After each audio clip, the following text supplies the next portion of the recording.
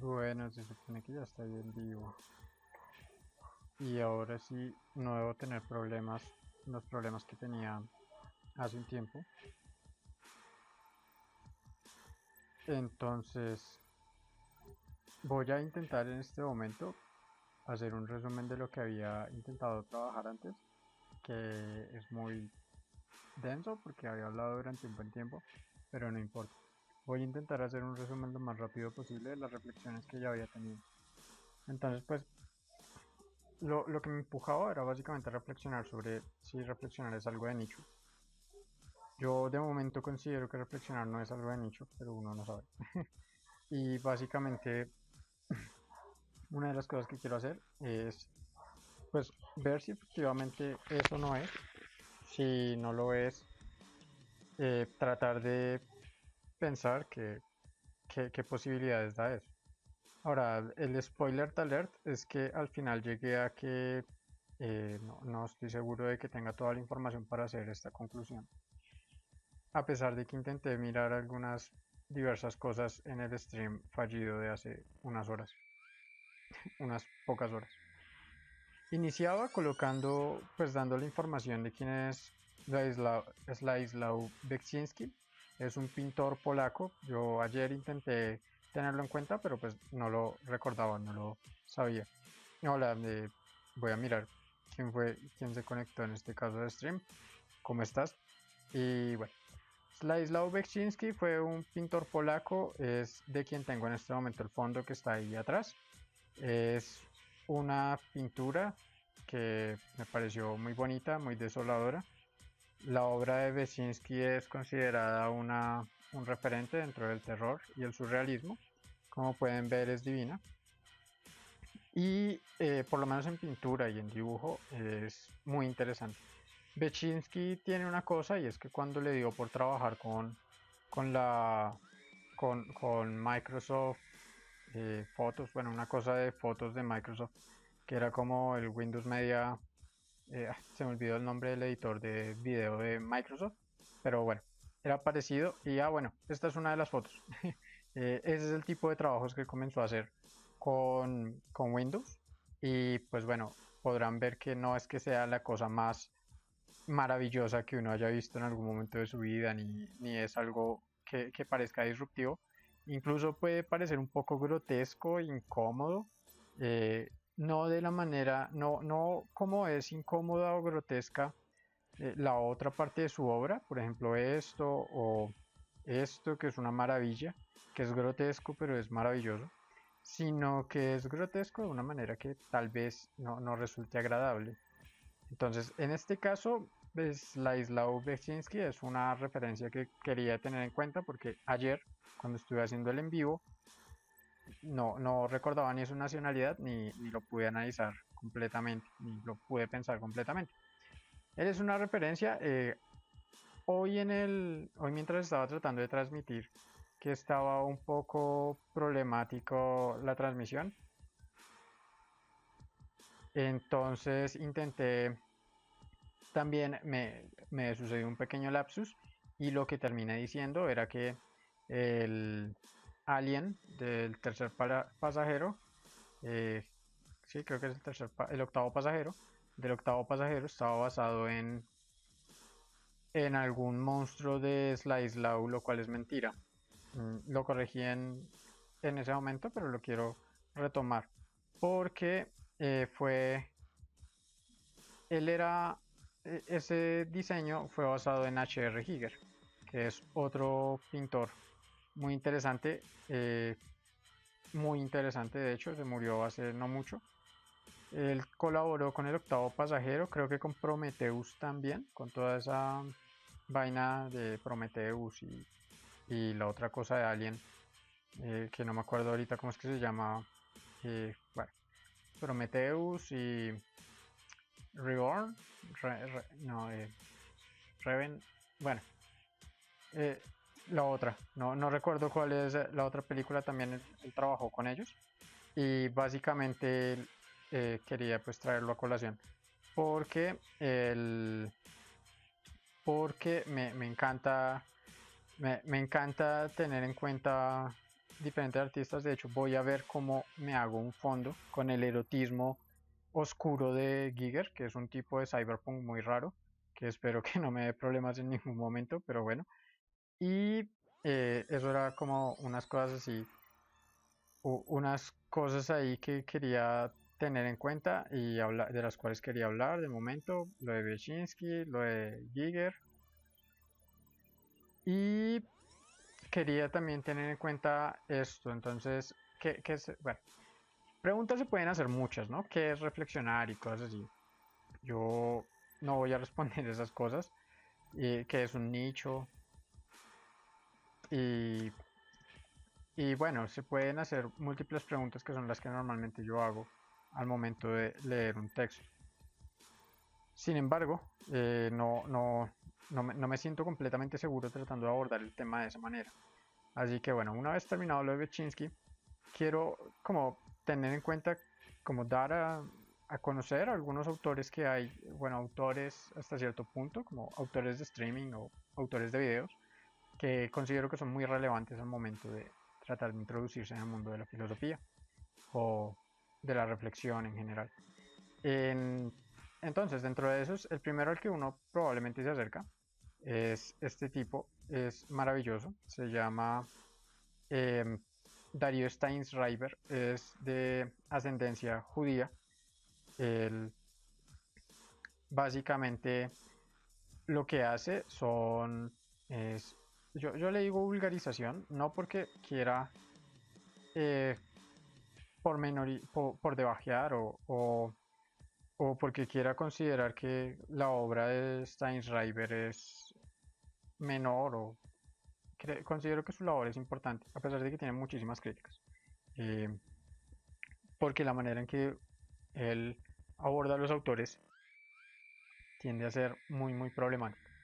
Es una manera de abordar a los autores que incluso llega a ser irrespetuosa con los propios autores. No, y con el público no llegaría a pensarlo hasta el momento. Pero lo que interesa a Steinschreiber es llevar lo filosófico a las personas. Y por eso es que él puede llegar a tener 1.4 millones de vistas en un video sobre Aristóteles, porque no te está hablando, no te está leyendo, cosa que es lo que yo planeo hacer y lo que estoy haciendo hasta cierto punto. No te está leyendo la metafísica, el primer libro de la metafísica, y no te está diciendo, no te está mostrando toda la discusión sobre el uno, con la que, si mal no recuerdo, comienza la metafísica, o será el libro 10, alguno de los libros de la metafísica comienza así, sino que lo que él hace es tratar de destripar el autor. Y esa es una manera de vulgarizar. Yo creo que tiene su papel, pero me parece muy problemática hasta cierto punto. Me parece muy problemática en la medida en que cuando uno hace eso, termina hasta cierto punto mal acostumbrando a las personas que creen, algunas veces, que yo lo creí en algún momento cuando comencé en una parte de mi trasegar por lo filosófico, que pues Descartes se reduce a pienso, luego soy, o pienso entonces soy, para que no parezca que es cronológico, o que Wittgenstein se reduce a, es otro autor, los límites de mi lenguaje son los límites de mi mundo. Uno podría llegar a pensar eso y no es totalmente inapropiado pensarlo si uno ha aprendido filosofía a partir de la vulgarización. El problema es que la filosofía y, bueno, las filosofías y las ciencias no siempre son esos resultados que uno le entregan, tanto en la vulgarización como en la divulgación. Bueno, la divulgación yo creo que tiene otro papel, pero bueno. Steinschreiber llega, creo que es el más famoso, o sea, creo que de, de suyo es el divulgador, es uno de los divulgadores más famosos de filosofía, por lo menos en Hispanoamérica. La diferencia podría estar con, no, pero estoy seguro que José Pablo Feynman, que murió hace poquito, el año pasado, hace poquito, como en diciembre, eh, Feynman no, ¿cómo es que se llamaba? Filosofía aquí y ahora. No creo que él haya llegado 60.000 suscriptores, bueno, son muchos, son una cantidad suficiente de suscriptores. 92.000, 26.000, bueno, 1.8 millones de visitas. Bueno, sí, el, el, ¿Cómo es que se llama este hombre? Se me olvidó. Pablo Feynman, sí se llama Feynman, pero no se escribe así. Eh, Pablo Feynman como que sí le da la batalla a Steinschreiber. Eso es interesante, pero bueno. Feynman también hace algo parecido, también hace una divulgación que a mí me parece que es vulgarizadora, lo cual no es malo, pero hace una divulgación vulgarizadora que lo que termina haciendo es demostrando que la filosofía se puede reducir o se tiende a reducir a esos resultados y la reflexión a esos resultados. ¿A qué resultados? Bueno, aquí tenemos una lista en la cual está Adorno que pensaba esto, estaba Descartes que pensaba esto, Sartre que pensaba esto. Eso no es malo completamente, eso tiene unos puntos muy valiosos. Y es que a veces uno no necesita leerse, arriba tengo los libros, bueno, allá tengo los libros, no sé, las 600 o 700 páginas del Ser y la Nada, porque no tiene el tiempo o no tiene las ganas de leerse, de tener que durar 40 días, 50 días, 2 meses, eh, investigando solo un autor. Entonces, pues tiene su papel. Hay otro aspecto en el que no tiene su papel y ese otro aspecto es el que yo quiero resanar con la labor que estoy intentando llevar, que quiero intentar llevar a cabo con estas cosas, que por un momento llegué a pensar que sería imposible streamear, pero parece que ya lo conseguí. Entonces, bueno, eh, Steinschreiber es básicamente, creo yo, el rockstar de la filosofía hispanoamericana, el, para bien o para mal. Y creo que para muchas personas que se dedican a la filosofía es más para mal que para bien.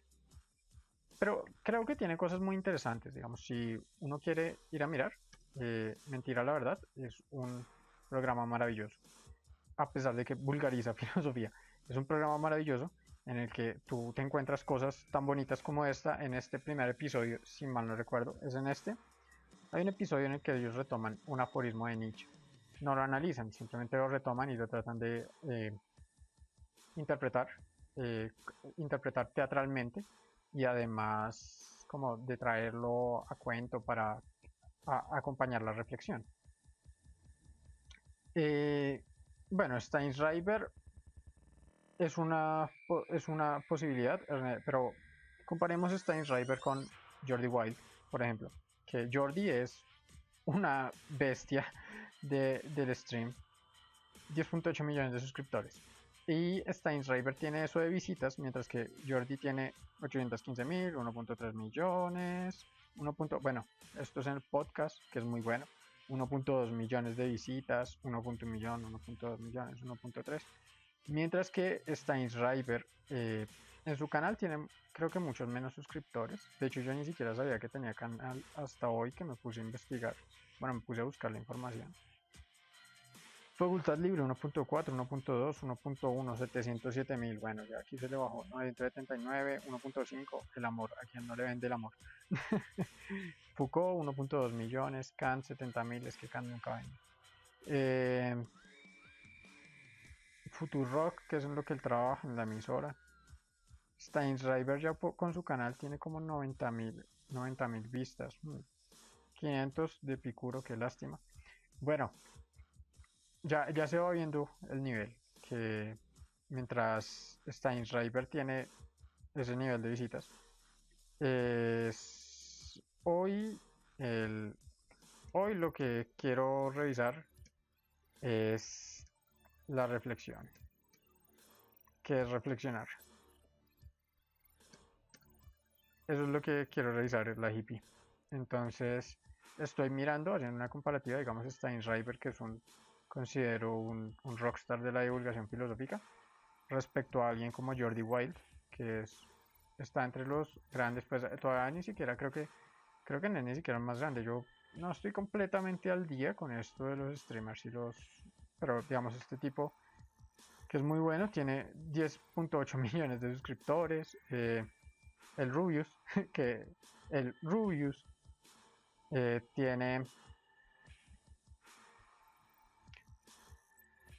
más gente, 11 millones. Ah, bueno, sí, no, entonces sí, tiene 11 millones de suscriptores, pero no sé, yo creo que ese debe ser otro canal de él. Bueno, en fin. La cosa es que ya vemos en esta comparación de comienzo un pequeño, una pequeña brecha o una brecha. Y la brecha es que mientras Steinreiber tiene 1.5 millones de visitas en algunos de sus videos y no en todos, alguien como Jordi sí los puede tener en prácticamente todos. Ernesto Castro es otro ejemplo que creo que es un ejemplo interesante porque es completamente apartado de lo que hace Steinschreiber. Sí, de Steinschreiber lo que yo decía es que lo que normalmente él hace es vulgarizar, traer la filosofía a la persona y llevarle los aspectos de la filosofía, de las filosofías que son relevantes a la vida de una persona. Y si trata de endulzarlo de esa manera, Ernesto Castro no se baja con nimiedades, a él le vale una verga si tiene que hacer eso o si no. Lo que él está haciendo es su trabajo y lo que intenta hacer es divulgar los resultados de su labor, que es algo muy parecido a lo que hizo Foucault en el Collège de France. Que bueno, de Foucault tenemos como 8 textos escritos y eh, de esos y además de los 8 textos escritos, hay alrededor de unos 20 o 22, no estoy seguro, cursos, que son las conferencias que Foucault dictaba en el Collège de France. Lo que él hacía era investigaba y luego pues daba una clase en la que iba mostrando los resultados de su investigación. Es algo paralelo a lo que yo quisiera hacer hasta cierto punto con este proyecto, pero pues digamos que todavía está muy en pañales. Castro, 20.000 visitas, 11.000 visitas, 56.000 visitas, 210.000. Bueno, esto es con Rusarín. A Rusarín toca verlo ahorita. Pero Rusarín es un caso raro en mi opinión. Pero bueno, 170.000. Bueno, esto ya es Rusarín. Bueno, no, ya tengo que ver a Rusarín, no lo había visto en la transmisión anterior. Lo que sucede es que con Ernesto Castro es que debido a que no se anda con nimiedades, no le interesa preguntarse si, ay, bueno, esto será lo que consume el público o esto no. Eh, lo que termina ocurriendo es que Ernesto Castro resulta mucho más difícil de seguir en algunas cosas, porque él lo que está mostrando son los resultados de su investigación. Y, y pues si su investigación es sobre la ontología, la ontosilogística, que es un término que inventa un profesor que tengo en la universidad, del siglo XII al XVI, entonces que la ontosilogística es como la creencia de que el silogismo, la forma del silogismo de todos los hombres mortales, bueno, Sócrates es hombre, todos los hombres son mortales, Sócrates es hombre, luego Sócrates es mortal, eh, no estoy seguro de si lo hice bien de memoria, eso constituye el mundo. El mundo está constituido de esa manera. El mundo en sus propiedades físicas, ontológicas, es decir, de lo que le viene de suyo, de lo que hace que el mundo sea mundo, en esa medida el mundo está constituido a partir de silogismos. Que esa, según mi profesor, es la discusión que había entre los modernos y los anteriores a los modernos. Es decir, de Bacon a Descartes empieza una pelea contra esa idea de la ontosilogística, de creer que el mundo está constituido por silogismos. Eh, la cosa es densa y no quisiera meterme mucho en el tema. No me he terminado de leer completamente la querella por el silogismo, lo presté, pero es bueno tener en cuenta. Bueno, entonces Castro no se preocupa tanto por eso, pero 20.000 viewers comparado con 1.4 millones de Justin Schreiber. Y eso comparado con los de Jordi, que son 1.4 de media en muchos de sus videos. Entonces ya estamos viendo diferencias abismales. Podemos seguirnos preguntando, ¿qué es lo que sucede? ¿Acaso lo que sucede es que la filosofía no vende? Y bueno, aquí hay otra cosa, y es que nosotros nos podemos meter, o sea, si quisiéramos hacer un análisis para preguntarnos si reflexionar es de nicho, tendríamos que entrar dentro de otras derivas y vertientes de lo que uno pensaría que es la, entre comillas, industria cultural. Entonces, por ejemplo, no nos quedemos solo con streamings, también con libros. Entonces, podríamos ver cuáles fueron los bestsellers en, del 2021. Bueno, tocaría ver de dónde. Atomic Habits, psicología, porque no me sorprende. American Marxism, eso suena algo chistoso.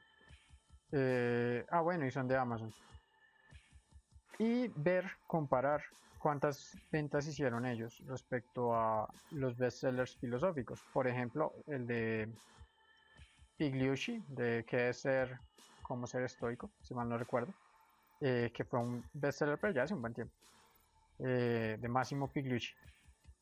La cosa es que, y el estoicismo le gusta mucho a la gente, de hecho, muchas personas están subiendo, o he visto por ahí en YouTube, muchas personas subiendo esa información de cómo ser estoico y por qué ser estoico es la manera de afrontar la vida y cosas interesantes. Por ahí va mi sospecha de que la filosofía no es de nicho, pero de momento las pruebas, lo que nos remite a las pruebas, o las pruebas entre comillas, porque no estoy haciendo esto controlado, nos dicen que sí, probablemente es de nicho porque cuando lo comparamos con otros creadores de contenido, se queda por debajo por mucho. Este hombre, Fernando Castro Flores, maravilloso, lee libros, los reseña, básicamente los resume. Y son libros muy interesantes de temas muy diversos que cuando uno quiera pasar el tiempo, escuchar 5 o 6 videos hablando sobre un libro específico, es un tipo que toca revisar, pero de todas maneras, mira, 960 visitas, 652, lo que más tiene son 6582, bueno, no, 8000, ok, este no lo he visto, creo, en lugar de la cultura. Tendría que ver algunos de esos, estoy quita, 15000. Tengo que verlo, pero de todas maneras, 15.000 comparado con 1.3, 1.2 millones sigue siendo muy por debajo. Y la cosa, bueno, había otro que, creo que lo voy a tratar más abajo porque, eh, sí, lo voy a tratar más abajo. Es este hombre que es maravilloso. Una pregunta que no se podría hacer es por qué no hay tantas, no pareciera haber tantas divulgadoras mujeres. Y a veces fuck, lo filosófico,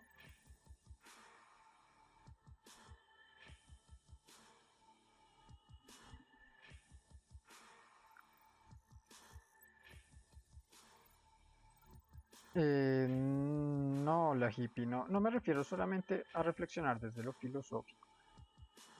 Depende de cómo es que tú entiendas lo filosófico. Ese es el pequeño primer aspecto más denso y es, ¿qué es lo que te refieres cuando dices reflexionar desde lo filosófico? Porque, mira, eh, depende a partir de qué teoría uno se pare para decir que es filosofía.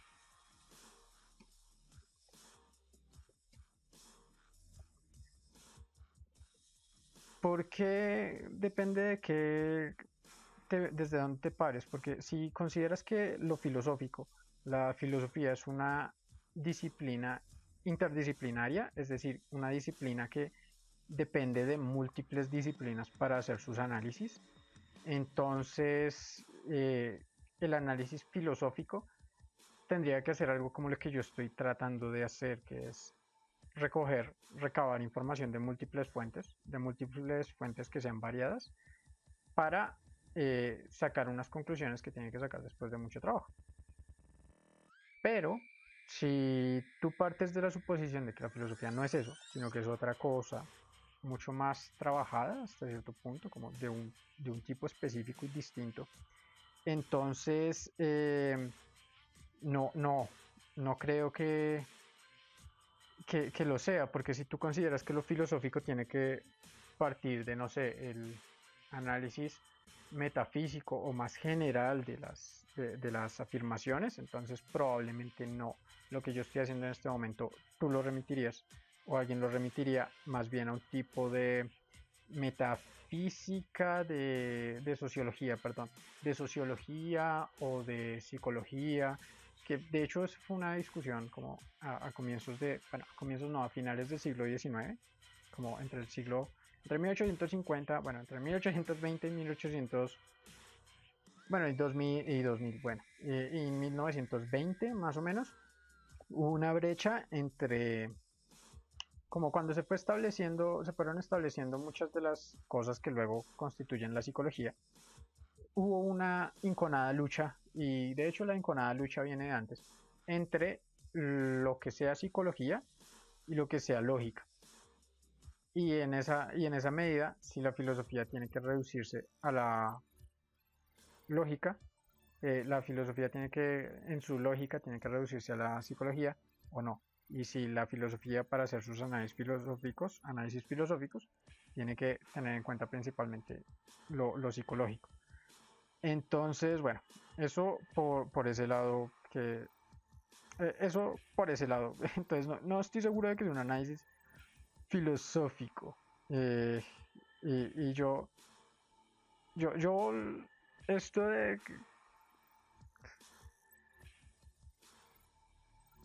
Muy buena pregunta. ¿Por qué estoy trabajando con filósofos? Porque lo que estaba pensando, bueno, me gusta, es un jaque al rey.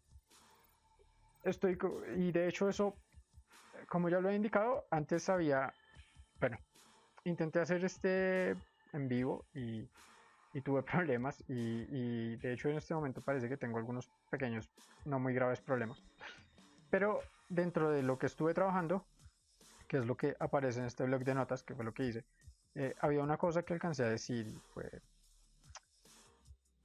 sí, sí, es una pregunta y es, bueno, ¿acaso es la historia de la filosofía, ay carajo, ¿acaso es la historia de la filosofía la historia del pensamiento en general? Y lo que yo decía, aunque no lo digo aquí, no, la historia de la filosofía es una, bueno, de la filosofía, es una historia cribada por las posibilidades materiales de los autores, es decir, niños ricos que no tenían que trabajar durante 20 horas para poder comer. En una parte, sí, había muchos otros que no eran niños ricos, que por ejemplo, Berkeley vivió mucho tiempo con hambre porque su labor supuestamente iba a ser apoyada por, eh, no me acuerdo quién, bueno, un Pembroke, no, bueno, un porque a él lo mandaron básicamente lo mandaron aquí a Norteamérica, a, a Nueva Inglaterra, a predicar. Y durante un buen tiempo él estuvo pasando hambre. De hecho, creo que se murió pasando hambre porque no le dieron, no le prometieron el cielo y la tierra y nunca le dieron plata. Nunca le dieron ni plata, ni alimento, ni nada, apoyo para nada. Pero bueno, la cosa es que la historia de la filosofía es una historia creada por las posibilidades materiales de los autores. Y esa historia de la filosofía no nos dice nada del pensamiento en el vulgo. Es decir, en lo que no se reduce a los filósofos o los autores. Entonces, sí, es cierto, la filosofía no es la reflexión, pero yo no sé reflexionar fuera de la filosofía, entonces tal vez por eso prefiero manejar filósofos y filósofas antes que, bueno, no sé si esté dentro de la categoría de filósofo, pero digamos que sí. Eh, entonces por eso también lo prefiero manejar. Y además es un tema de clickbait. Hasta cierto punto es clickbait porque eh, ya empieza a cortarme. Si digo, es la filosofía de nicho, ya empiezo a cortar a la gente que quiere hablar de filosofía y no de reflexión. Puede que haya filósofos que no quieran hablar de reflexión, sí, pero pues no sé, pensé que iba a ser mucho más general y que podía ayudar. Entonces, bueno, eso es un tipo de sujeción, de dependencia de lo que estoy hablando respecto a unos intereses míos. Y eso es algo supremamente interesante que se puede analizar. Entonces, ¿por qué estoy hablando? Bueno, ¿y por qué trabajo con filósofos contemporáneos? Pues porque hasta cierto punto me... Es de lo que, bueno, claro, aquí comienzan tejemanejes, digamos, por ejemplo, este man de cual Ernesto Castro tiene videos. Ah, Suárez, Suárez Meditaciones, no me acuerdo cómo es que se llama, de Francisco Suárez, creo. No me acuerdo bien cómo se llama de pila. Francisco, sí, las disputaciones metafísicas, perdón. Las disputaciones metafísicas de Francisco Suárez fue un bestseller para su momento. Estamos hablando de un libro cuyas copias hicieron posible que con la venta se construyera una sede de el que era jesuita. Una sede de los jesuitas fue construida con la venta de las copias del libro, que es una cosa gigantesca, que de Suárez. Era el libro más usado para enseñar filosofía en la época de Descartes. Descartes aprendió filosofía, aprendió a Descartes con la obra de Francisco Suárez. Eso es lo que se supone. El- la cosa es que yo en este momento, yo no me he adentrado en Francisco Suárez, sé de él por Ernesto Castro y sé porque Dussel, en un ensayo que está en un libro que se llama Anti-Cartesian Meditations, Meditaciones Anticartesianas, en este, creo que es en ese, bueno, en este, aunque aquí no aparece la anticartesian, meditaciones anticartesianas y transmodernidad desde las perspectivas de la filosofía de la liberación. Ahí tiene un ensayo, el segundo o el primer capítulo, en el que habla sobre Descartes y demuestra cómo pues, los malentendidos que hay respecto al cartesianismo. Bueno, qué maravilloso, ¿no? Los cuatro acuerdos está dentro de el tercero, Dios mío, es el tercer eh, bestseller de Amazon. Dios. Pero la buena noticia, si mal no me acuerdo, Mark Levin es filósofo. Mark Levin. Bueno, y eso es otro mercado, ¿no? No, es abogado. No, nos jodimos. Eh, pero es abogado. American Marxism. Toca mirarlo. Esto suena a psicología, yo creo que es psicología. Miren, toca hacer libros para niños. Eso siempre lo he sabido. Los niños, si se hace un buen libro para niños, va a estar ahí. Eh, yo alguna vez participé en un concurso con Amazon y me di cuenta que es necesario pensar para vender. El arte necesita pensarse para vender hasta cierto punto. Hay cosas ahí que pueden ser, digamos, 48 leyes del poder, eso ya suena raro. Bueno, el, bueno la cosa es que, volviendo un poco a lo que estaba reflexionando al respecto, mmm, hay otro autor al que considero pertinente, se llama Darin McNabb, él es estadounidense pero está radicado en México. Darin McNabb es muy chimba. Darin McNabb es una persona muy interesante, muy inteligente, los videoensayos que hace son muy buenos.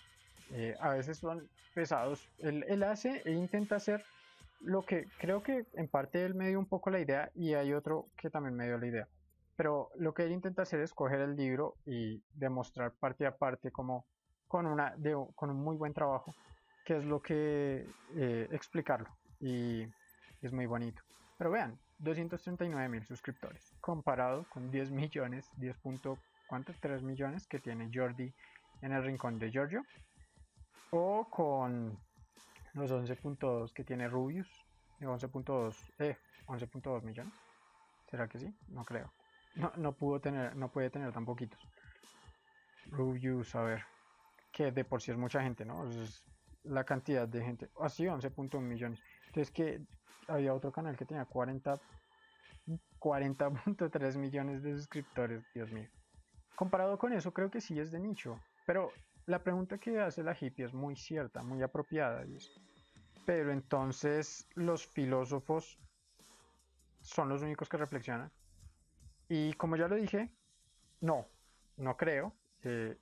Las, condiciones, las condiciones materiales de las personas terminan haciendo que sea difícil saber qué es lo que ellos pensaban. De hecho, por aquí más adelante tengo un ejemplo que utilicé, pero eso es respecto a las maneras de enfocar. el análisis de la filosofía. Y no quiero extenderme tanto por allá todavía, de momento. Eh, entonces, Magnap tiene 239.000 suscriptores. Vistas, 25.000, 39.000. Rosarín la está rompiendo. 251.000, el sentido de la vida.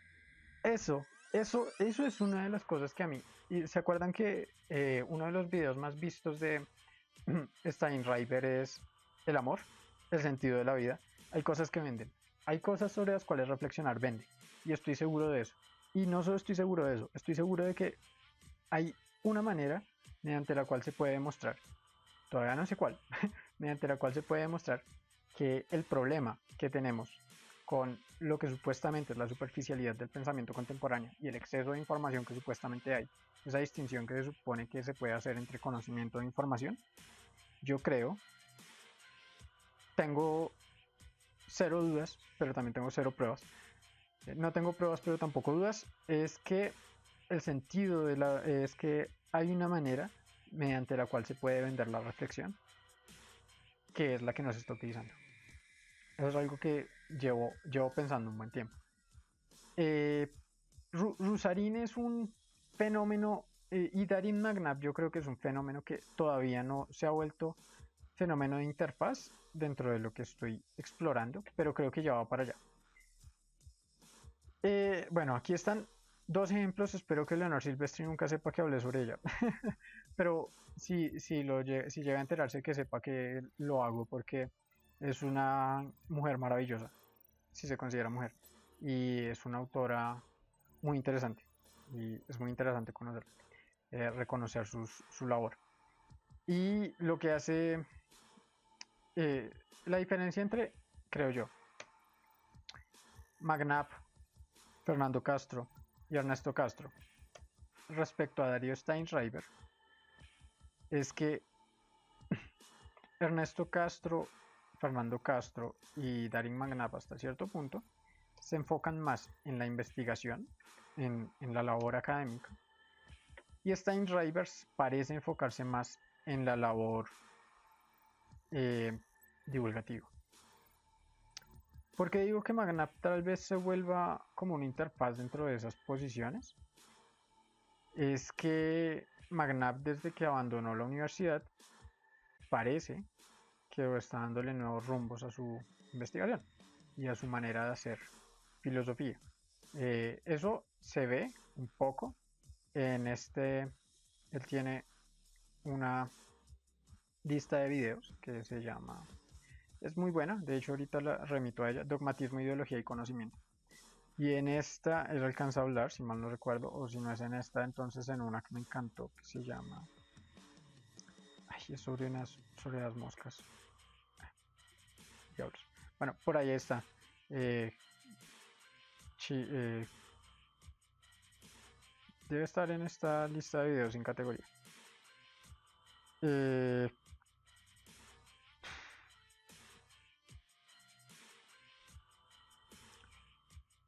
no lo veo. Bueno, algo, por ahí debe estar. Por ahí debe estar el que me pareció una reflexión muy bonita y muy bonita y muy interesante, ¿no? Hasta cierto punto uno puede llegar a pensar cómo carajos puede cambiar lo filosófico. ¿Cómo puede cambiar lo filosófico con las nuevas? Ah, bueno, este de filosofía artesanal, creo. Ah, Pulgas y Magia. Este de Pulgas y Magia. Es una reflexión muy interesante. Filosofía artesanal, no sé, tengo que verla, no recuerdo ahorita de qué tal. La cosa es que el, el con Steinreiber lo que veo con Magnap es que a partir de que él abandona su trabajo como profesor en la universidad por cosas personales de él, parece que se está enfocando de una manera distinta en la labor divulgativa, porque pues ahorita está cambiando, entonces como que quiere enfocarse en trabajar la filosofía que a él le gusta hacer y la divulgación. Entonces tal vez va a cambiar un poco su estrategia.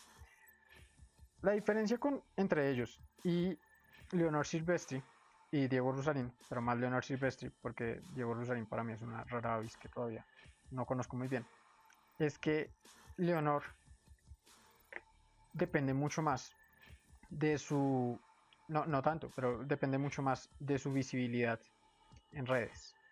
Vamos a ver las cifras de Leonor, no estoy seguro cuáles son. Tiene 10.000 suscriptores, es muy bajo comparado con los otros divulgadores. 1172, 488, 7000. Ah, los anormales, es un curso de Foucault. 7457 visitas, 16.000, 18.000. Bueno, también ella tuvo que abandonar un canal, y además es que tiene un poco desperdigada su, su obra en varios canales. Pero bueno, Silvestri depende un poquito más, creo que ya es más interesante porque a pesar de que tiene un nicho más bajo, es un nicho mucho más constante de gente que está ahí trabajándole y ayudándole también a mantenerse. Es una mujer muy interesante, es muy buena. Esto de venir call center, tengo que verlo en algún momento porque creo que me va a dar esto en la médula. Y pues llegamos a Diego Rusarín. Diego Rusarín es tal vez lo que tú, la hippie, podrías llegar a pensar que es necesario también tomar en el análisis de, de la reflexión, porque Rusarín no es filósofo de profesión. Él, él es ingeniero, si mal no me acuerdo, diseñador, diseñador industrial.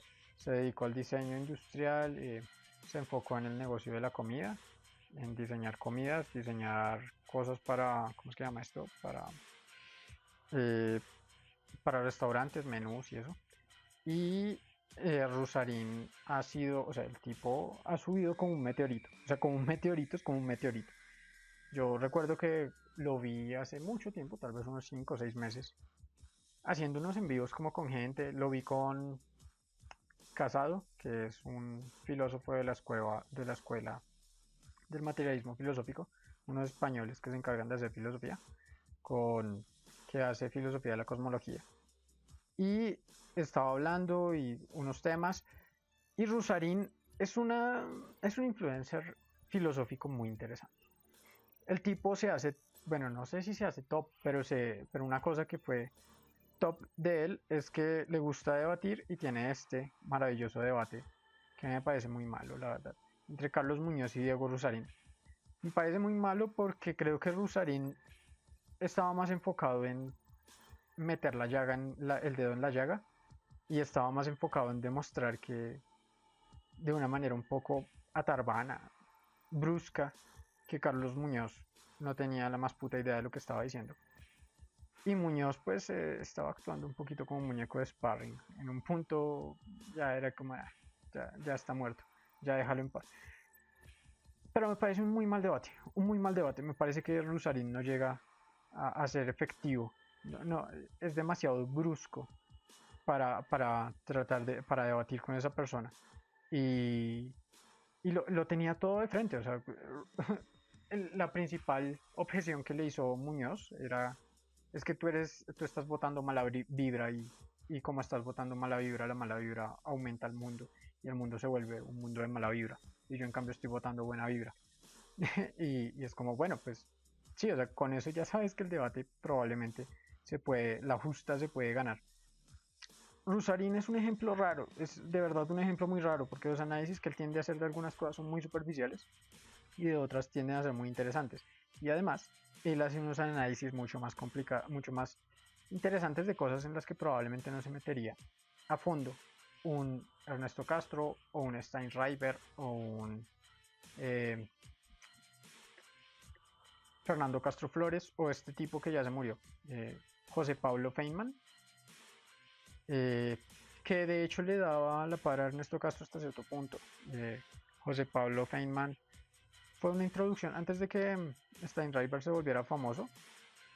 Probablemente el programa que uno más encontraba era el de José Pablo, que era en el canal Encuentro, que se subía, todos los de canal Encuentro creo que están subidos a internet, en la página del canal Encuentro. y se subía con el programa de filosofía aquí ahora, pero la cosa es que yo tengo un problema con esa manera de divulgar filosofía. Y es que al final terminamos divulgando los productos finales, los resultados, y no tanto el proceso. Y eso es algo que intenté decir al comienzo, pero no lo tengo todavía. Y es que cuando usted divulga el proceso, tiene un inconveniente y es que la gente termina creyendo que hacer filosofía o hacer ciencias es solamente sacar los resultados. Y si usted no saca los resultados, usted no está haciendo ciencias. Y entonces nos encontramos con el problema de la mala ciencia o la bad science, que desafortunadamente incluso en las universidades nos está tocando a fondo, porque a la gente toca enseñarles a hacer ciencias bien. No toca enseñarles a hacer ciencias como todos sabemos, o toca enseñarles a hacer filosofía como todos sabemos.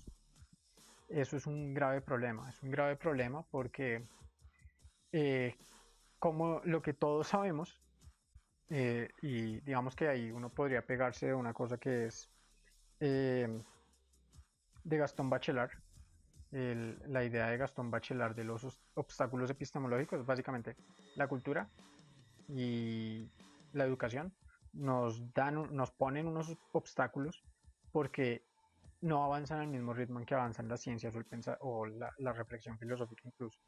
Y entonces cuando uno, digamos, tú estás manejando una teoría de la evolución en las escuelas, en bachillerato, que es muy, pero muy simplificada e incluso está muy desactualizada respecto a la que están trabajando en biología. Y cuando llegan los estudiantes a estudiar biología para ser biólogos, terminan pues con un pues atrasados hasta cierto punto, como no tienen las habilidades para entender lo filosófico, bueno, lo biológico desde las herramientas que se requieren para su desempeño, su labor. Entonces lo que termina sucediendo es que las universidades tienen que enseñarle y quitarle muchas de esas ideas que ya están ahí en la cabeza del biólogo o del científico antes de que pueda comenzar a trabajar. Eso es, bueno, entonces, bueno, la cosa es que, volviendo un poco al tema, ¿qué es lo que nos dicen los números acerca de los influenciadores filosóficos? Yo creo que lo primero que nos dicen es que sí hay un nicho, pero lo segundo que nos dicen, que no se basa solo en los números, pero lo segundo que nos pueden decir es que mientras, aquí no me enfoqué tanto, pero cuando uno mira, digamos, eh, miremos cuántos videos tiene el Rubius, oh my god. El Rubius tiene 701 videos. Miremos cuántos videos tiene eh, Steinreiber, pero es que Steinreiber los tiene en Rizoma, no. Miremos cuántos tiene Darin, por ejemplo, y luego Steinreiber. 243. Y eso es algo que sería bueno estudiarlo a profundidad. Yo creo que una cosa que ocurre es que la manera en que hacen videos los influenciadores, que son mucho más famosos, debido a que su interés es llegar a más personas, es distinta de la que hacen otros influenciadores reflexivos, que por eso Rusarín es una rara avis, porque Rusarín también streamea para caerle a la gente, para llegar a más gente. Eh, Debido a que su principal labor no es esa, sino que es más filosófica, más investigativa, ellos terminan haciendo un trabajo mucho menor para captar público. Esa es una suposición que tengo y es una sospecha que tengo. Y lo veo pues en que sean 243 videos. Entonces, bueno, ¿qué nos dicen los números acerca de los influenciadores filosóficos? Que sí, parece que sí hay un nicho. Entonces es muy probable que, pero lo que les decía, es muy probable que no se dedican a llegar más a más personas y mejor a esas personas, sino que probablemente yo creo que esa es una cosa de la cual tal vez pecamos las personas a las que nos interesa la filosofía y la reflexión y las ciencias también hasta cierto punto, es que el producto ya vale mucho. Es que cómo es que no les va a gustar aprender sobre la evolución, cómo es que no les va a gustar reflexionar sobre el sentido de la vida. Y pues las cosas normalmente no son así. A veces también se necesita un poquito el empujón, porque a veces uno está, digamos, a mí no me gusta comer brócoli y a veces necesitas que alguien te embuta el brócoli. eh, porque, o las frutas, porque necesitas comer frutas.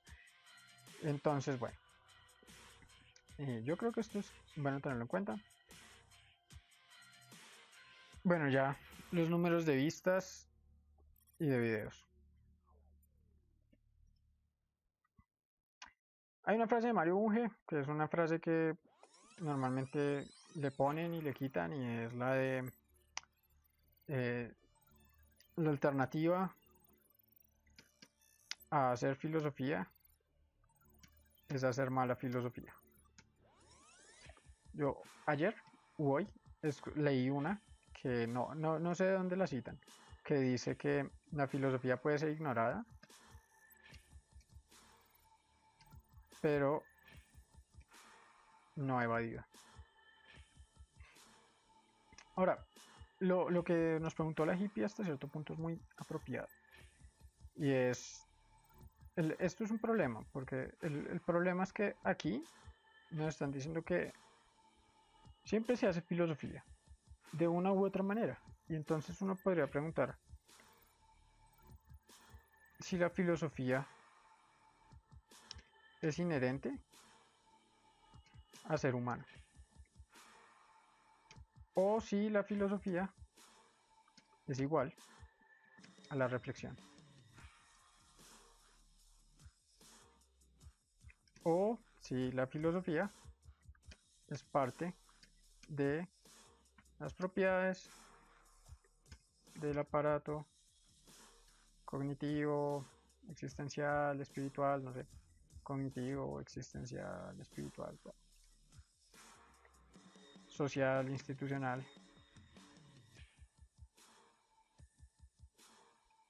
de lo humano. Yo creo que no. Yo creo que es un problema porque normalmente no desconocemos algo denominado naturaleza humana. Y bueno, lo del post de Facebook después.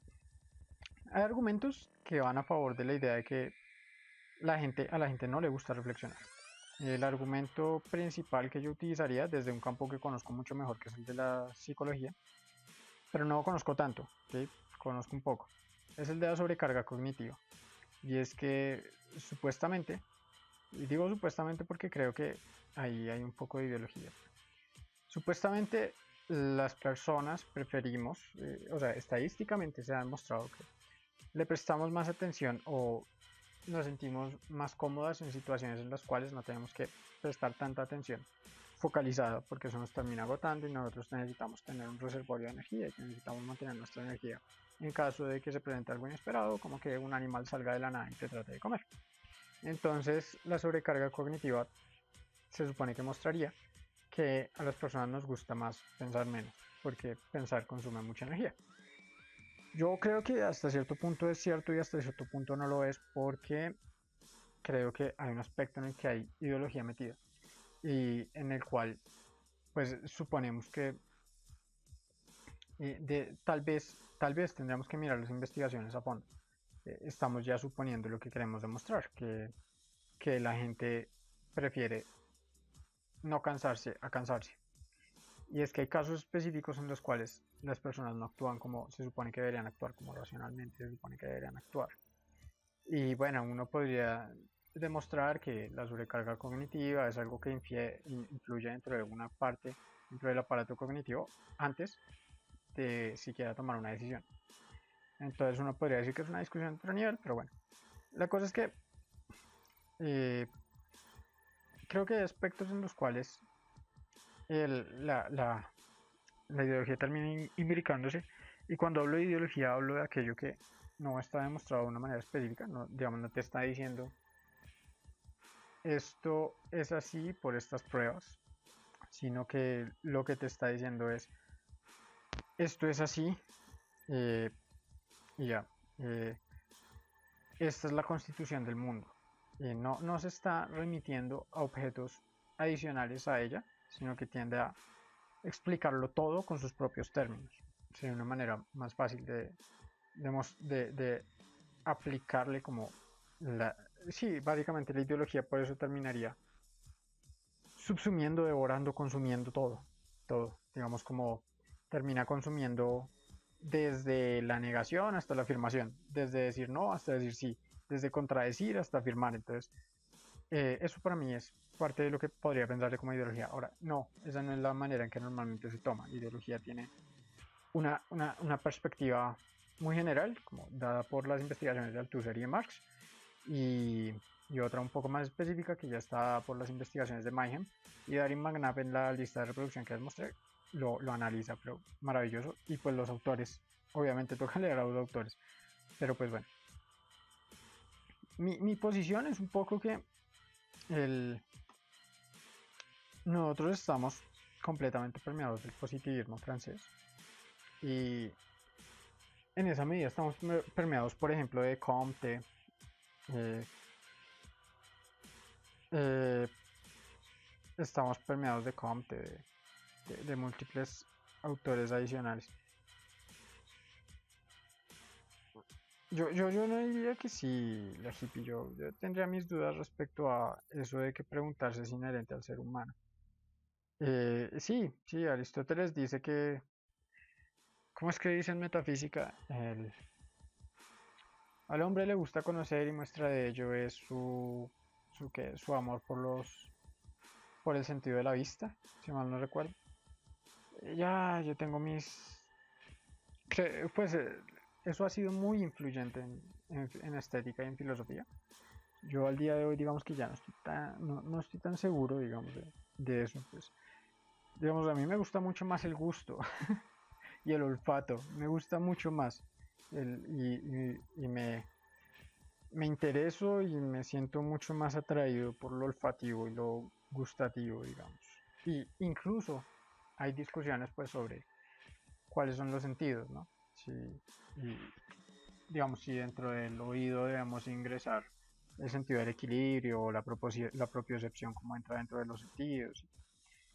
Y si al final el olfato es un gusto a distancia o es un gusto, eh, ¿cómo se llama? Inmediato. Que eso fue también una discusión interesante en estética de la cual yo no manejo mucho. Pero bueno, la cosa es que yo tengo mis sospechas de que estamos realmente muy influidos por una cosa que es el positivismo francés, eh, de Comte y de hecho Canguilhem demuestra que en lo normal y lo patológico, que la influencia no fue tanto comtiana, sino que a partir y tampoco fue Claude Bernard, que era el discípulo principal de Comte, sino que la influencia fue dada por un autor específico que empezó a escribir literatura y en esa literatura pues explicaba qué es lo que debían hacer los médicos y qué es lo que debían saber los médicos y cómo actuaban los médicos y qué es lo que debía estudiar un médico. Y a partir de eso, él va retroalimentando. Esa idea, eso es ideología. Eso es un conjunto de ideas que terminan retroalimentando y cambiando, formando, reformando, deformando la forma en que las personas hacen esa actividad, digamos en este caso la medicina. Entonces, si yo leí una novela en la cual me describían que un médico era de esta manera, bueno, una no, muchas novelas, es más probable que la próxima vez actúe como ese médico cuando esté estudiando medicina. Que mis principios estén dados a la luz de lo que se supone que hace un médico. Entonces, ahí yo había dicho algo sobre los espíritus científicos, bueno, muy bonito, pero pues ya, que básicamente retomaba el término de Bachelor. Bueno, lo de los médicos, eh, bueno, y de aquí me boté así enclavado, parkour, a Lyotard y la condición de la posmoderna, que es un libro que a mí no me gustó mucho, que se supone que uno puede reconocerlo como el análisis de cómo la ciencia, como el metarrelato, la ciencia, termina devorándose a sí misma, a sus presupuestos, y entonces termina haciendo que la gente deje creerle a ella, porque entonces si todo el conocimiento es limitado, el conocimiento científico también es limitado. Y entonces por eso se empieza a ver un auge, o pues uno podría extrapolarlo, a que por eso se puede ver un auge de las ideas conspiranoicas. y de la posverdad, con esta vaina de tomar cosas verdaderas y combinarlas con cosas no tan verdaderas y con cosas falsas. Decía algunas cosas adicionales, pero bueno, digamos que no es tan necesario. Bueno, pues aquí, ¿por qué es importante pensar esto de la ciencia? Pues porque creo que se hace evidente que para la industrialización es una parte necesaria el que la ciencia, la ciencia termine haciendo alianzas y relacionándose con el capitalismo tardío, con las instituciones del capitalismo tardío, del tardo capitalismo. Y eso es porque necesitan, digamos, la competencia dentro del capitalismo tardío, que probablemente no es solo competencia por de bienes, sino que también es una competencia por personas, digamos, como por mentes, por sujetos. Eh, esa competencia por bienes pues requiere que haya una amplia eh, innovación, y esa innovación pues parece que al día de hoy no hay otra manera de lograrla que con investigaciones científicas. Entonces pues eso le termina dando un